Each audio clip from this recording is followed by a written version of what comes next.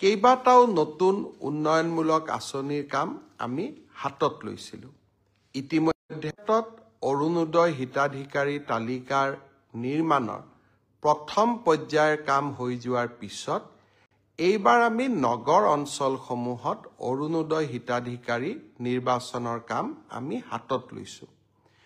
ইয়াৰ লগে লগে আৰু এখন আঁচনিৰ কথা আমাৰ বাইদেউসকলে মোক প্ৰায়ে সুধি থাকে যে 10,000 টকাৰ যিখন আঁচনি আছিল সেই আঁচনিখন আমি কেতিয়াকৈ আৰম্ভ কৰিম।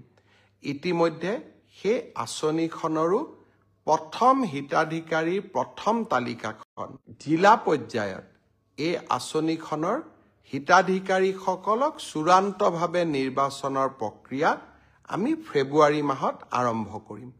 ইতিমধ্যে 32 লাখ আই মাতৃক এই আঁচনিখনৰ বাবে আমি প্ৰাৰম্ভিকভাৱে নিৰ্বাচিত কৰিছোঁ আৰু জিলা সমিতিসমূহে এই আঁচনিখনৰ চূড়ান্ত ৰূপ দিব। কম বেছি পৰিমাণে মই আশা কৰোঁ যে প্ৰায় 28ৰ পৰা 29 লাখ মাতৃক আমি এই আঁচনিখনৰ সুবিধা দিব পাৰিম। মোক দুই এজনে সুধি আছে অসম পুলিচৰ ৰিটাৰ্ণ কেতিয়া হ'ব?